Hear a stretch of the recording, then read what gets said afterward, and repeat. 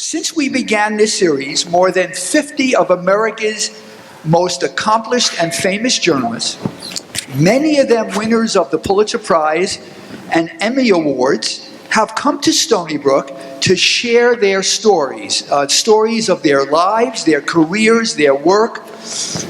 And one of the very first to come, back in October of 2009, was a soft-spoken, deceptively intense investigative reporter from the Boston Globe. And he told us the story of how he and his colleagues had uncovered one of the most important and shocking stories of the year. Actually, it was a story that he had reported several years before that was still unfolding. If I recall, the audience that night was much smaller. But that's before Michael Rezendes went Hollywood. Now everything's different. So it's my pleasure to welcome him back to the university 7.5 years later, when millions of people now know the story, or a version of the story, of what his team did through the movie Spotlight. How many of you have seen Spotlight? So I gather that's why you're here, right?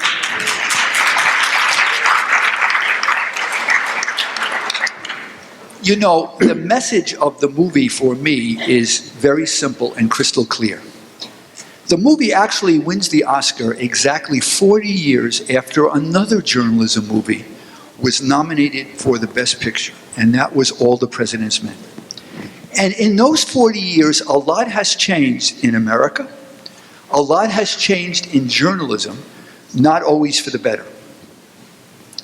But what that movie makes clear is that it's never been more important, never been more necessary for us to have journalists who do courageous, hard-hitting, penetrating, watchdog stories about important people who don't want us to know what's going on. It also makes clear to me about why it's so important that we have a journalism school here at Stony Brook, so we can train the next generation of reporters who will be fair and fearless in carrying out this mission. It is crucial for the life of this country. Michael's appearance tonight comes a day after the centennial anniversary of the Pulitzer Prizes. 100th anniversary yesterday, they were all awarded. And I was saying to Michael earlier, I can't think of a story that won the Pulitzer Prize that has had as much impact over time as the stories about this abuse by the Catholic Church. That story was broken by Michael and his team in 2002. It is 14 years later, and that story is still affecting people's lives. That's an amazing accomplishment. So it gives me great pleasure to welcome back Michael. I'm going to introduce someone who has known Michael personally very well for 30 years to give you a more up-close sense of Michael Rezendes. Then Michael's going to talk, answer questions, have a conversation, and then answer questions, any questions you want about the movie or his work. Okay? So I'm going to ask a member of our faculty, Rick Hornick, who was a longtime correspondent and editor for Time, Inc., and who has known Michael Rezendes since 1983, to introduce him. Rick?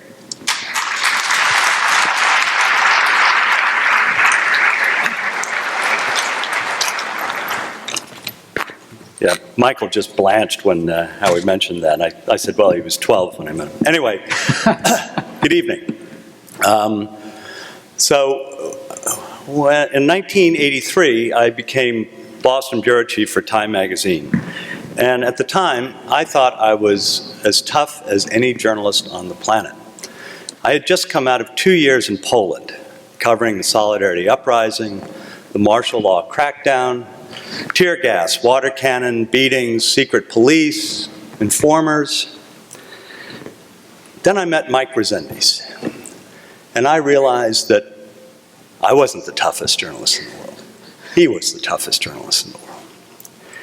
The tightly wound guy in his early 20s, working as a political reporter for the Boston Phoenix, an alternative weekly. Mike began his career at the East Boston Community News, and then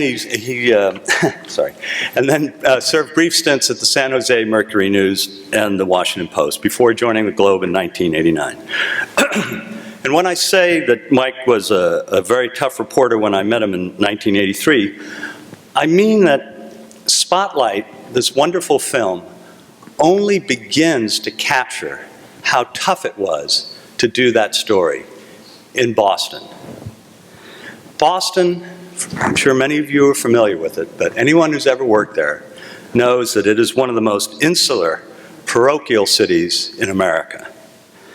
Michael and his colleagues succeeded because they had spent years working in that environment, breaking other, perhaps less riveting stories by knocking on a lot of doors, digging up reams of documents, refusing to take no for an answer, scrupulously getting all of their facts right.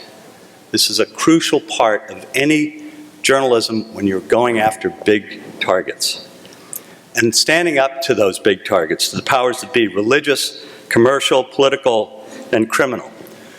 And just to give you a taste of what Boston's like, or was like back then, one of Boston's leading crime bosses was the brother of the president of the state Senate. This was not a place for amateurs. Anyway, to me, the genius of the movie is that while it never bogs down in the process, it makes it clear that the Spotlight team succeeded because they were persistent, rigorous, and fair to both victims and the accused. They succeeded because they knew that if any mistake crept in, the story would be discredited and all of their work would have been for naught. So, the way we're going to do this is I'm going to introduce Mike in a minute. He'll speak for about a half an hour. He and I will talk for a few minutes, and then we'll open it up to questions. Please join me in welcoming Mike Rezendes.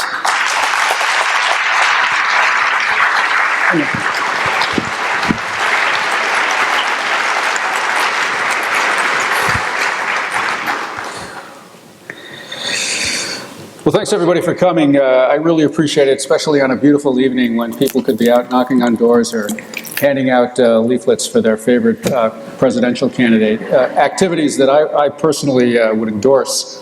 And also thanks Rick and Howie. As Rick said, we go back a long, long way to the mean old days in Boston, and it was a pretty tough environment in which to work.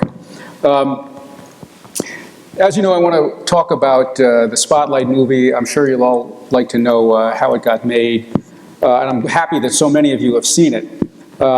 As you know, it won the Oscar for the Best Original Screenplay and also for the Best Picture, which are truly remarkable accomplishments. But what I think's even more remarkable is that the movie really gets it right. It's a very, very accurate depiction of how reporters work a really big story. And I'm hoping there are a lot of journalism students who will watch it and take heart from it and also take some instruction. In any case, I like to say that to all the people who think journalism is a dying business, watch this movie and take that. I do also want to speak to the journalism students directly here and just say a little bit about myself. I went to a big university. I went to Boston University. I was an English major, but I also took some journalism classes. That's one of the nice things about going to a big university. And one of the teachers of one of the journalism classes, she had this notion that in order to really learn journalism, you have to do it. And so she posted a list of editors of local papers on the bulletin board with their phone numbers. And our assignment was to make contact with one of these newspapers and volunteer to write an actual story and get it published. And so I looked on the list and I made my decision based on where I could go by subway because I didn't have a car in those days. So I chose this fighting neighborhood newspaper that Rick mentioned called the East Boston Community News. And I went to a staff meeting. I showed up, and it was a storefront operation, and what I discovered inside was a bunch of political activists who were putting out a rabble-rousing newspaper, fighting airport expansion, arson, a serious drug problem, people who were really committed to trying to make change in their neighborhood. And I liked the outfit quite a bit. I wrote a story, and it was well received. I wrote a second story. They played it on page 1, which I found to be utterly mind-blowing at the time. And I just kept going back, and I wrote for the paper as literally a volunteer reporter throughout my junior and senior year. And when I graduated, the mighty East Boston Community News offered me the job of editor for about $150 a week, which I thought was a small fortune. But I was very grateful and very, very happy in my work. As Rick said, I went on to work for a number of other newspapers. I worked for the old Boston Phoenix, the Alternative Weekly, worked in California for the San Jose Mercury News after I decided I wanted to get into daily journalism.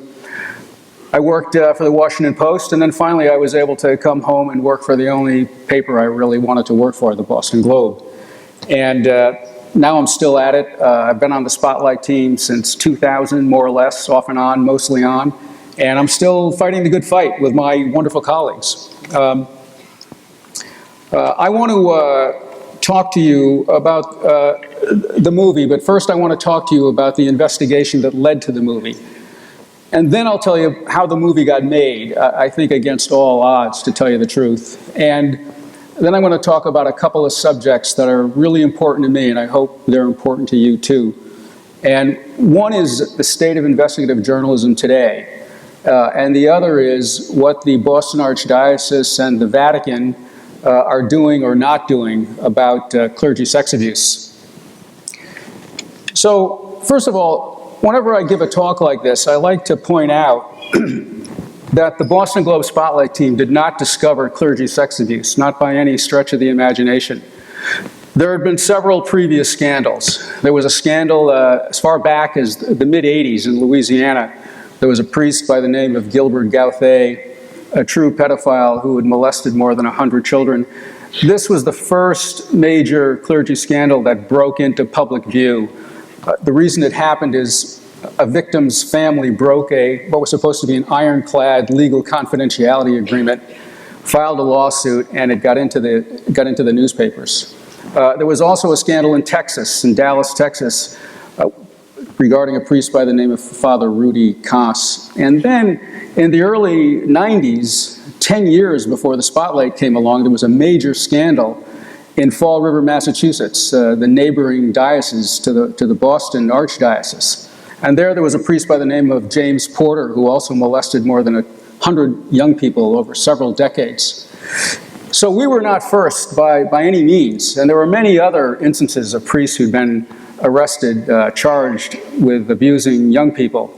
And every time the church would say, well, this is just one bad apple in a barrel of wonderful priests.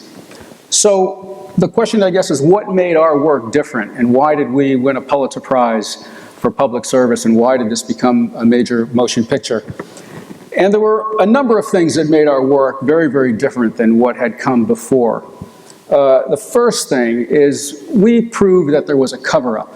In other words, we weren't only writing about instances of young people who were being sexually molested by priests.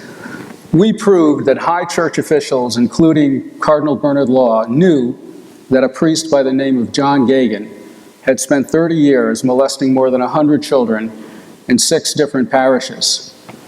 We proved that Cardinal Law and the bishops that surrounded him knew that John Gagan was a serial molester, and nevertheless shuffled him from parish to parish, covered up his abuses, allowed him to continue working as a priest, and thereby endangering more and more children.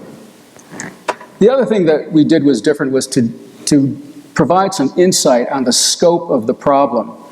We reported that more than 70 priests in the Boston Archdiocese alone had been accused of molesting young people. 70. In those days, that was a mind-boggling number. The third thing that was different and is really key is our stories were based on the church's own internal documents. We weren't using sources, not even, this was not something that was hearsay. This wasn't officials speaking on the record. These stories were based on the church's own internal records. And that made the stories bulletproof. No one could say that these stories were the result of the Boston Globe's liberal bias or its disagreements with the church on other issues such as contraception. These documents proved the cover-up. These documents shed some light on the scope of the problem. And the fourth thing that was different, and in order to make you appreciate this, I have to take you back to 2002, because what we did seemed innovative at the time. And you might laugh, but we took these documents, the church's internal records, and we posted them online. And back then there was no social media, there was no Facebook, there was no Twitter, but people were using the internet. And people could read our stories and then go to the actual documents we were describing and see that we were reporting the truth. What we were reporting was factual. And I think that had a profound impact on our readers. And also, it allowed the story to go viral. I think this is the first major journalistic investigation that went viral by using the internet. So those four things really made our work different and really distinguished it. So how did all this come about? How did we achieve those four very special things? And I have to give credit where it's due in a big way, and the movie is very accurate about this. And I want to say that it would not have happened without Marty Baron. Marty Baron was the new editor of the Boston Globe back then. He's now the editor of the Washington Post. And on Marty Baron's very first day of work, he read a column by a wonderful writer who used to work for the Globe named Eileen McNamara. She was a fire-breathing columnist. I miss her dearly. And Eileen had written a column about a number of victims of Father John Geoghegan and some lawsuits that they had filed. And she noted in her column that the documents that were produced during the course of these lawsuits, the documents were impounded by a judge. In other words, they weren't public. No one could read them except the attorneys for the church and the attorney for the victims. And in the course of her column, Eileen wrote the words, she said that because of the court order, the truth may never be known. The truth may never be known. And for Marty Baron, who was a wonderful journalist with incredible integrity, those words were a red flag. Marty Baron believed that it's the job of a journalist to find the truth and to communicate that truth to readers. For Marty, it was unacceptable to say the truth may never be known. So Marty looked around the room of editors, just like you see in the movie, and suggested challenging the court's confidentiality order. And I think people in the room were rather dumbfounded. People were largely Catholic, largely from Boston, very used to the general deference that was afforded to church officials. Nevertheless, Marty's point of view prevailed, and he asked the Globe's legal counsel to look into the possibility of challenging this court order and trying to figure out if we had any chance of succeeding or not. At the same time, Marty met with the editor of the Spotlight team and the supervising editor, and he asked them to see if the Spotlight team could find out anything. In other words, he asked the Spotlight team to have a look at this issue. So we did. This is the new guy in town, and no one wants to displease the new boss. But I think at the same time, we were also pretty intrigued about looking into the Catholic Church, which at that time was the most powerful institution in the city of Boston and in the state of Massachusetts for that matter. So we started to call our sources, and we very quickly found out that there was more than one priest. We thought, based on interviews with attorneys who handled these sorts of cases, that there might be as many as 6. We thought, wow, that would be an incredible story if we had a half a dozen John Geoghegans.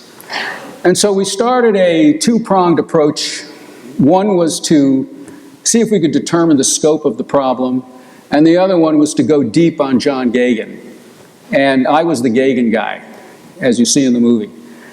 And my first order of business was to get to know the very eccentric, paranoid, difficult lawyer, Mitch Garabedian, who was representing the victims who had filed the lawsuits. And I'm great pals with Mitch these days, and if he were standing right here, I'm sure he would not object to me describing him that way. He was a very difficult man. He was very worried about the work he was doing, and with good reason. As I said, the church was the most powerful institution in the city of Boston at the time, and they had filed several complaints against Mitch Garabedian with what's called the Board of Bar Overseers. The Board of Bar Overseers has a great deal of power over attorneys. They have the power to disbar a lawyer and deprive him of making a business. And the church had tried to do this 3 times. So Mitch was a tough nut to crack.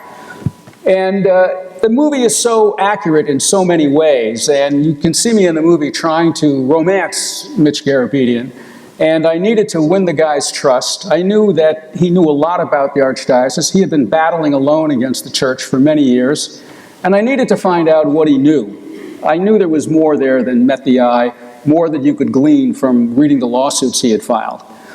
And I won his trust by spending a lot of time with his clients, victims of clergy sex abuse. And these were often meetings in very, very emotional settings with people who had really never talked about their abuse before, except to their lawyer.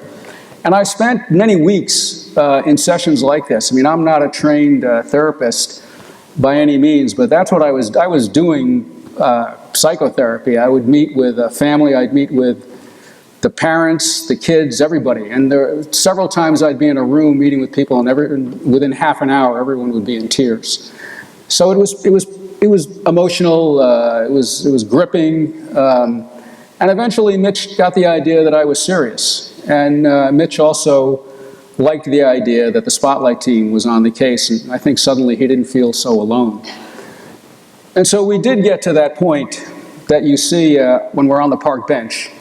And Mitch tells me that he has found a way to get the most explosive of the sealed documents onto the public record. It's complicated, but the movie describes it accurately. If you go back and look at it a second time and listen to what the great Stanley Tucci is saying, he does actually explain how Mitch performed this ingenious legal maneuver abetted by some bad lawyering by the church.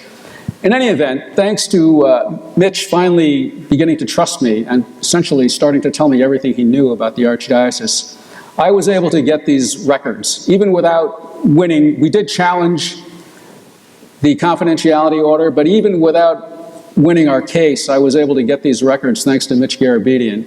And the records were pretty extraordinary. I'll describe just a few of them. One was a letter from a bishop in Boston, one of Cardinal Law's right-hand men. And he wrote to Cardinal Law objecting to yet another assignment for the serial pedophile John Gagin. And he said right in this letter, and I think I'm quoting it word for word, that Father John Gagin has a history of homosexual involvement with young boys, and there are complaints against him wherever he goes. Do we want to go through this again? So this proved that John Gagin was not just a bad apple who'd slipped through the cracks. This proved that the highest church officials in the Boston Archdiocese knew exactly who they were dealing with, and they were allowing this man to continue working as a priest, endangering more children who were indeed molested. So another document I will never forget was a letter written by a very devout Catholic woman by the name of Marge Gallant. And she wrote both to Cardinal Law and to his predecessor, Cardinal Medeiros, complaining that John Gagin was on the street again. And in her letters, she said that 7 children in her extended family had been molested, and she had been assured that John Gagin would be taken out of the priesthood. And yet, she was writing because she saw him on the street wearing his collar, gathering a group of children so he could take them out for an ice cream. So these were really heartbreaking letters, and like I say, also proved the cover-up. At about this time, we did win our motion to make all of the documents in the John Gagin case public. We were very surprised.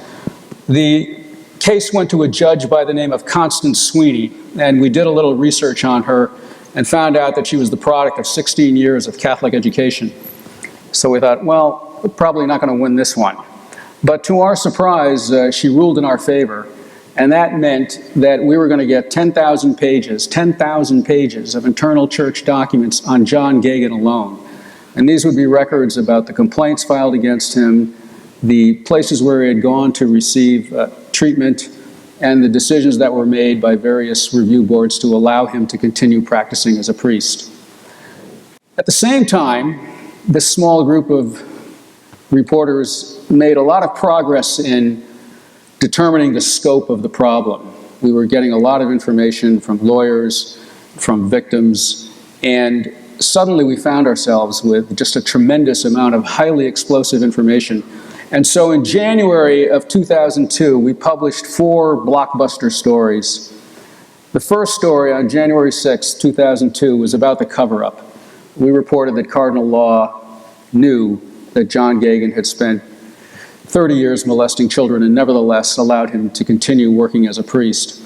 The second story was based on John Geoghegan's psychiatric records. And the big takeaway from this story was that John Geoghegan had an MO that we would learn would be the MO of many other sexually abusive priests. And what he did is he targeted broken homes, working class broken homes, single mothers struggling to raise 2 or 3 or 4 children on their own who desperately needed the help of a priest and would be very flattered by the attention of a priest. Many of these were troubled families, which is part of the MO, because I think the calculation of the pedophile was that, well, if any of these families ever complained, who would believe them? They were disreputable. They lived in the housing projects. They had problems with alcoholism. They had problems with the law. Who would believe these people? So I think that was part of the really devious calculation. The third story we wrote was based on the 10,000 pages of documents that we got in the Geoghegan case. And the takeaway here was, I think, just from the casual letters that Cardinal Law and other church officials wrote to John Geoghegan as he was caught time and time again molesting children. And the letters from Cardinal Law always read something to the effect of, "Dear Jack," it was always "Dear Jack. Dear Jack, we're so grateful for your ministry, and we're sorry that you had this bump in the road in your marvelous career. Look forward to having you back among us." So there was tremendous understanding, forgiveness, compassion for this serial molester. And there was never anywhere in all the 10,000 pages any similar understanding or compassion for the children or their families. The fourth story we wrote was about the scope of the problem. This is the story in which we reported that 70 priests in the Boston Archdiocese had been credibly accused of molesting children. By the time we finished our reporting a year later, the number was 150. And today that number is more than 250, just in the Boston Archdiocese. Priests who've been accused of molesting children credibly since about 1950. So that's just the Boston Archdiocese. So after the 4 blockbuster stories, we began to get, just like you see in the movie, and we received it was like a tidal wave of telephone calls and messages from people. Most of them were victims with stories about more priests. In addition, our court victory ended up being a precedent, a legal precedent, so that we would get all the records of all the complaints against all the priests who were accused of abusing young people in Boston. So the story literally exploded, and we increased the size of our team. We went from 4 reporters to 8 reporters, and we published 600 stories over the next years until on December 13th, Cardinal Law finally resigned and fled to the Vatican. And I say fled because there were 2 grand jury investigations into his activities, one state, one federal. And as you may know, the Vatican is a separate nation state, and we have no extradition treaty with the Vatican. So we kept reporting for another 3 months into March of 2003 until we'd exhausted the patience of our readers, I believe, and also exhausted our own emotional reserves, and went on to another project. So all that was 2002 and 2003, and the question is, how does that become a movie? Well, it doesn't. Years went by, nothing happened, and we weren't surprised because we never thought it would be a movie. I mean, if you think about it, what do? We sit at our desks, we read musty court documents, we talk on the phone, and we sit around with our feet on the desk and talk. Now, if anyone thinks that's going to make a major action thriller, I say good luck to you. So never in our wildest dreams did we think anything like this would happen. But what did happen is Columbia Journalism School adopted the case study model, and they made the Spotlight team's investigation at the Catholic Church, one of their case studies for students. And they hired a guy by the name of David Meisner to write a narrative of our investigation. And David is a novelist. And he wrote a terrific synopsis of our investigation. It's about a 30-page document. He really just kind of nailed it. I really admire his work. And I went over it with him, and I did some editing for him. And at the end, when it was all set to go, he said to me, you know, this would make a great movie. And I said, you're crazy. All the big moments come when I'm sitting at my desk reading documents. And he said, no, trust me, this will make a great movie. And there are a couple of producers who optioned one of my novels, and would you mind if I told them? And I said, no, knock yourself out. And I told my colleagues on the Spotlight team, and the basic attitude was, heck, no one else is knocking on our door. Let's see what happens. And so we got approached by two very young producers, Nicole Rockland and Bly Faust. I checked them out, of course, and they did not have very long records. They didn't have a lot of experience, but they had a lot of sincerity, and they seemed to be very hardworking. One of them had been an entertainment lawyer, and they pitched the project to us as a movie that would be about the importance of journalism at a time when journalism is really in crisis. And we thought, well, that sounded pretty good. So we gave them a free option on our life rights, and they went away, and years went by. And they had a lot of trouble finding anyone who would touch this project. They were looking to get a named director or a named screenwriter to take this on, and nobody would. Finally, they went to a company called Anonymous Content, and that's when things started to happen, because Anonymous Content has some money. And they hired two terrifically talented guys to take this project on. They hired Tom McCarthy to direct the project, and they hired Josh Singer to be the screenwriter. And these are two just tremendously talented guys. I can't say enough about them, really. I met with Josh. I was in Los Angeles at the time, back and forth, and Josh and I had several long lunches, and by the end of a week and a half, he had 54 pages of notes that he now refers to as the Bible. And Tom and Josh interviewed all of us. They came to Boston. They spent a lot of time in town, and I remember driving them around the city, showing them the mansion where Cardinal Law lived. And they did their own reporting. They interviewed our sources, they interviewed lawyers, they interviewed victims, and they also read the archives. They reported on our investigation. And they came back to us maybe 6 months after they were through interviewing us, and they had written a brilliant script. And still no one would touch it. And there's a little black humor in Hollywood. Every year, Hollywood folks get together and they vote on the best script that hasn't been produced, and Spotlight won that dubious award. And then what happened is a wonderful guy by the name of Mark Ruffalo came along, and he read the script, and he decided he wanted to do it.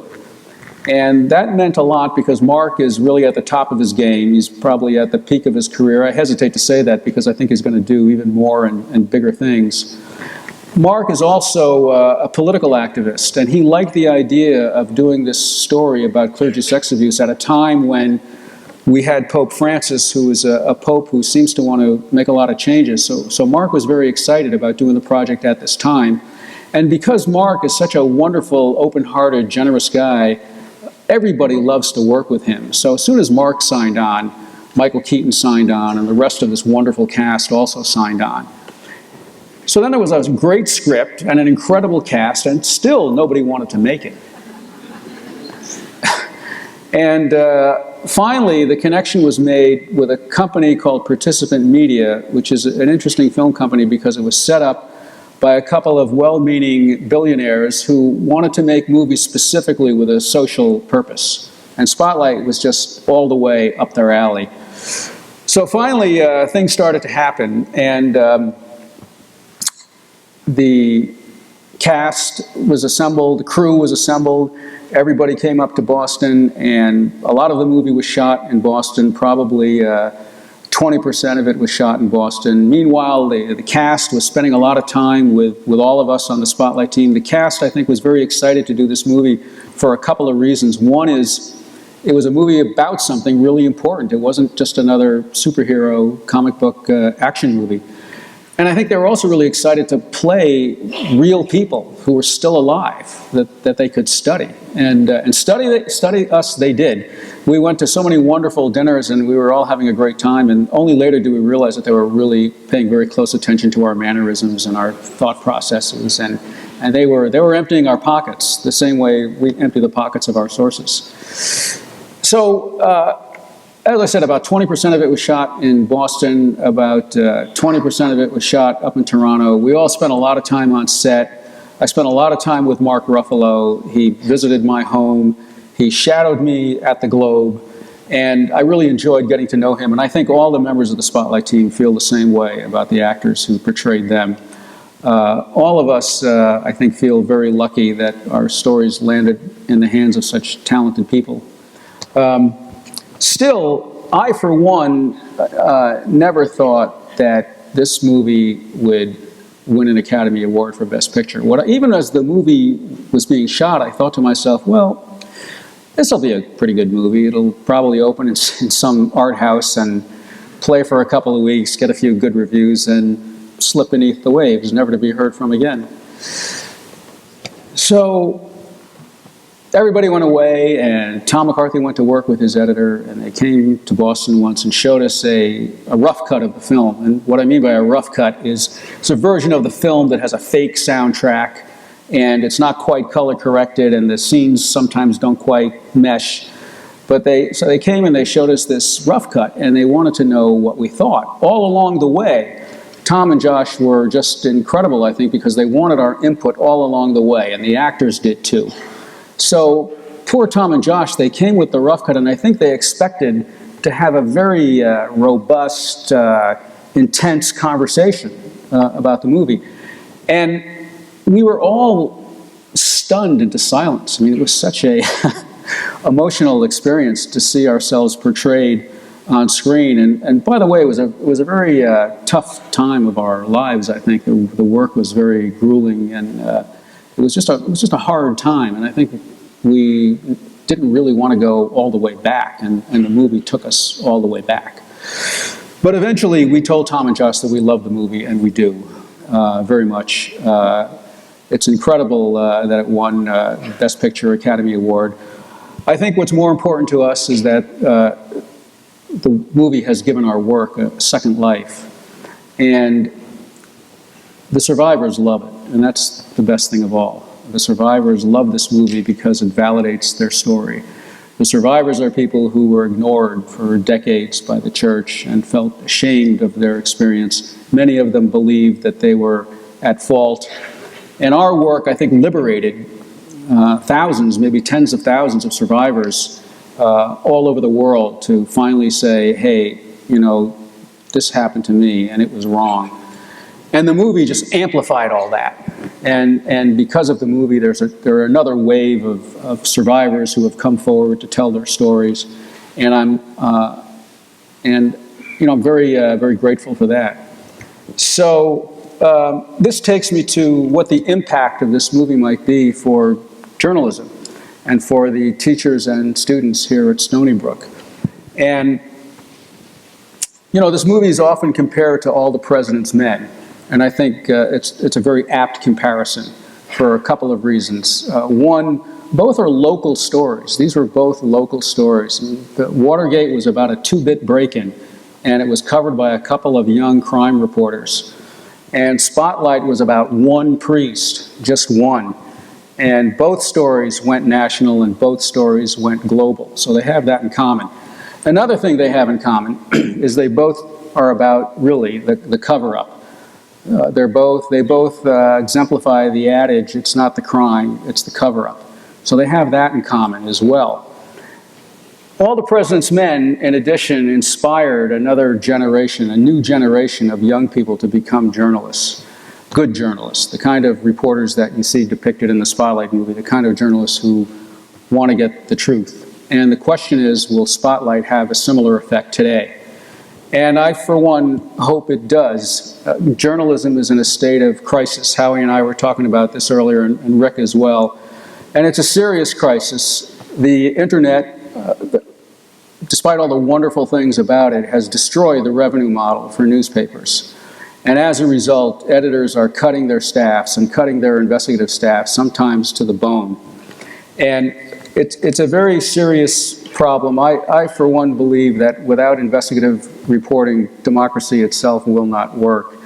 It's really only investigative reporters, when you think about it, who hold powerful institutions and powerful people accountable for what they do and what they say, and provide citizens in a democracy the information they need in order to make decisions. So I think without journalism, we're really in a lot of trouble. The problem is most acute, I think, at smaller newspapers, where editors are really under a lot of pressure. Newspapers like the New York Times and the Washington Post are working with new revenue models that I think may work, but they'll only work for them. They're very particular to the way those news organizations are set up. Other organizations like the Boston Globe are facing increasing financial stress. Now, I can say that at the Boston Globe, I'm happy to say that even though our staff is a lot smaller than it was in 2001, our spotlight team is bigger. We have 6 people now, not 4. And that's because the paper does have an altruistic commitment to investigative reporting. We believe that's how we fulfill our responsibility, and I underscore responsibility under the First Amendment. But we also think it's good business sense. And we do readership surveys, and what readers tell us is that people love the spotlight team, and people want investigative reporting. And I think people expect their news organizations to hold public officials and other powerful people accountable. So I personally think that when editors start cutting their investigative staffs, they're being penny wise and pound foolish. In other words, they may get a little pat on the head from some higher level editor or a publisher for saving money in year 1, but I think in year 2, 3, 4, their readers, listeners, viewers will desert them because they're not going to be getting the kind of information that they want and expect.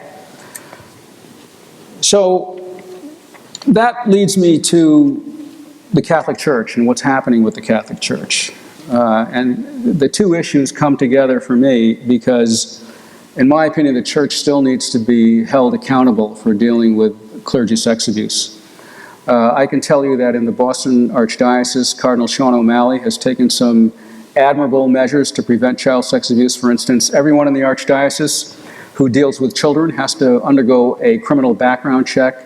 And there are awareness classes for both children and adults to help people recognize when a child predator might be in their midst. And at the Vatican, I think there also have been some hopeful signs. Pope Francis started a commission to study clergy sex abuse. He named Boston Archbishop Sean O'Malley to be the head of it. But I'll tell you, when you look at local dioceses, not many have copied Cardinal O'Malley's model. Not many are following his lead. And so I think it's important for local reporters to take a look at what their dioceses are doing and hold them accountable. I mean, in 2003, there was a meeting of Catholic bishops from around the country in Dallas, Texas, and they produced a document. They produced a document called the Charter for the Protection of Young People and Children. And I think reporters should take a look at this document and find out if their local bishop is adhering to the principles in this document. I would bet that they would find they're not. For instance, one of the principles is transparency. The bishops all dedicated themselves to transparency. And I would venture to guess that 80% of the dioceses in America are not being transparent with issues of past clergy sex abuse and things they're doing today. That's just for starters. Secondly, I have to say that when it comes to the Vatican, this commission has been meeting for 2 years and has not produced anything meaningful. They haven't produced a meaningful document. They haven't produced any meaningful recommendations. Furthermore, I neglected to say that Pope Francis also started a tribunal to hold bishops accountable for covering up clergy sex abuse. And the tribunal has not taken action on a single bishop. And this is upsetting, of course, to the survivors of clergy sex abuse, as you might imagine. But I have to tell you, believe it or not, I talk to a lot of priests, and the priests are also upset. The priests believe that they've been thrown under the bus, so to speak, while the bishops have gotten away with everything. The bishops, after all, are the ones who have covered up the abuse in diocese after diocese after diocese, and very few have been held accountable. So I think this is an issue not just for survivors, but the priests themselves. One thing the Vatican has done is speed up the process for defrocking accused priests, and it's particularly irksome for the fellow priests who are good priests. I can tell you that for sure. So these are the issues that reporters have to take up. I think local reporters have to hold their bishops accountable. Reporters from larger news organizations should be holding the Vatican accountable. And so I guess I would close with a message for all the journalism students, because I hope all of you are inspired by the movie and the work of the Spotlight team. And these are troubling times. I can't guarantee that you'll make much of a living if you go into journalism right now. But what I can guarantee you is if you take up the cause of investigative reporting, you may find yourself leading a life of meaning and purpose. And I think that's worth a lot. And with that message, I would say, thanks very much. Wow, thanks. Sure. My pleasure. So when Michael was talking about his belief that this would never be made into a movie, what he failed to tell you was that in his spare time, he's a scriptwriter, screenwriter. Got a master's from the American Film Institute in Los Angeles, won the prize for the best screenplay in your class. This must all be pretty painful, huh? Well, it is, and I got to credit Rick for being the reporter that he is, because all of this is really quite embarrassing. You know, we're supposed to comfort the afflicted and afflict the comfortable. Exactly. I mean, it is a strange experience to have written several screenplays and having not seen any of them produced, and then see a movie produced about me. It's very odd, very strange. And one that you never thought would be and one that I thought would never become a movie, a story that I thought would never become a movie. It's true. So you were talking earlier about, you know, talking to the victims. You mentioned how difficult it was to see the movie because it took you back to that place. Yeah, it's a life of meaning and purpose, but it takes a toll. Can you talk a little bit about, you know, how you deal with that? I mean, it's difficult. It is difficult. You know, reporters have a sort of a macho ethic that we can take anything. You know, I think we cover fires, we cover shootings, and some reporters cover wars, and we see a lot of terrible things, and somehow we believe we're just capable of absorbing all of it. But it does take a toll. Working on the Spotlight investigation was an enormous amount of work. We worked from early in the morning till late at night. There was a period when we wrote a book about our reporting. And during this period, I remember I would get up in the morning. Typically, I would go down to the courthouse, get some records, make my way into the Globe. I'd write a page one story. I'd be at the Globe till 9 or 10 o'clock answering questions from editors, and this would go on 5 days a week. And on Saturday, I would get up and I would start working on the book. And I would work on the book Saturday and Sunday. And then on Monday, I would be back at the Globe working from 9 in the morning till 9 at night. And of course, the stories we were hearing were pretty awful. I mean, we were listening to victim after victim, survivor after survivor tell us these terribly sad stories, sometimes involving suicides of people whose lives had really been ruined. I mean, just completely ruined. And I don't know how we dealt with it, really. I think most of us dealt with it internally. I remember that in March of 2003, after more than a year and a half of this reporting, we decided finally we were going to start a new project. And the new project was investigating corruption in charitable foundations. And this work involved reading tax returns, 990 tax returns. If you've ever worked for a nonprofit, you know you file a special tax return. And it's normally not the kind of project that I would be wild about, I have to tell you. But in this case, I was so incredibly grateful that I could sit at my desk and read tax documents and look at numbers and not have to go out and listen to another sad story again. So, as is often the case, Dean Schneider and I disagree on parts of the movie. This is healthy.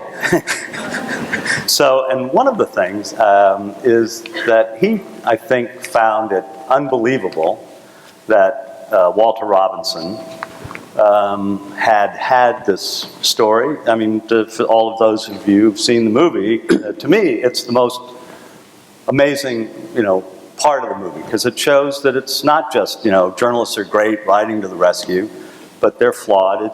There's so much verisimilitude in this movie. That's what I think, by the way, is what made it so successful, because it was so honest. But anyway, how on earth could you get a letter with the names of 20 priests and do a story that winds up on B43? Well, first of all, with all due respect to Howie, I do agree with Rick on this point. I think it's the great strength of the movie because it does show us as human beings and not as heroes. I think the movie in general shows us how we basically do our work, which is spending a lot of time stumbling around in the dark, going down blind alleys, getting doors slammed in our faces, and sometimes missing things that we shouldn't miss. This is how investigative reporters really live and work. I mean, this is it. We're very imperfect.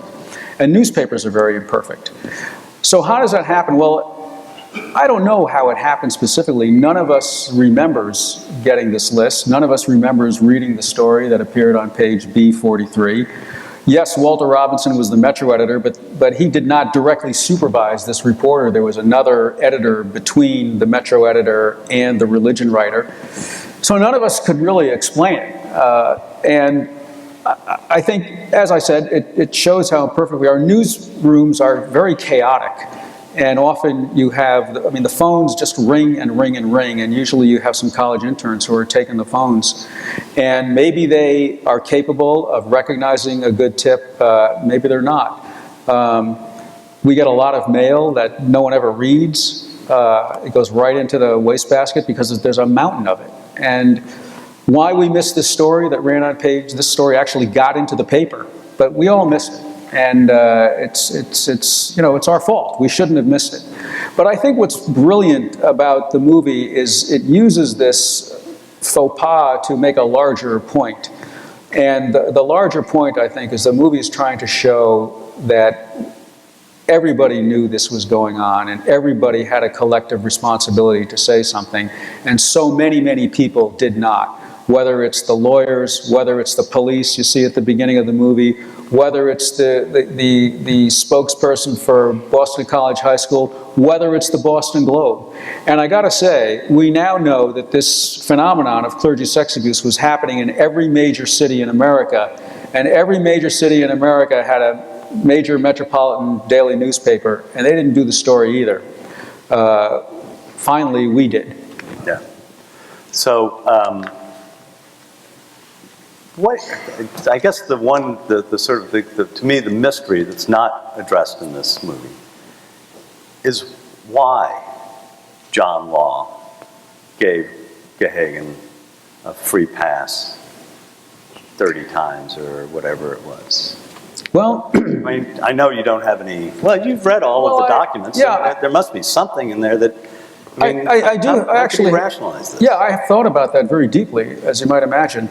And I have a couple of answers for that. And one is that Father John Gehagen had an uncle who was his father figure. John Gehagen's father died when he was young. And his uncle, who was a priest, became his principal father figure. And it was this uncle who actually forced John Gehagen into the priesthood against his will. Father John Gehagen had really a terrible life.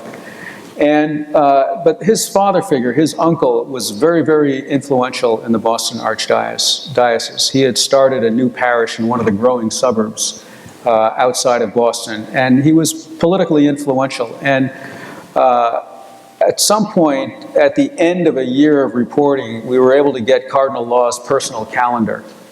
And we found that he had met with many of these priests who were abusers. He knew exactly what was going on. He met with them personally. And he also had several meetings with John Gehagen's uncle. So I think, number one, I think John Gagin was allowed to continue acting as a priest and molesting children because he had a very influential uncle in the archdiocese. That's number one. Number two, I think the Catholic Church in this case behaved like any other institution would. I mean, its first instinct is to protect itself. And number three, the clergy in the Catholic Church, this is a secretive, elite, all-male institution. And I think there's a lack of understanding on the damage that sex abuse does to children. I think many of the people in the clergy in the church, they simply don't have an appreciation for what this does to children. So I think those are just a few of the reasons why cardinal law allowed this to happen. I could actually go on, but I think there are many interesting things that explain this. But of course, I think that's the central question when you take a look at the records and you listen to the stories of the victims. You think, my God, how could church officials allow this to happen? But they have all over the world. Right.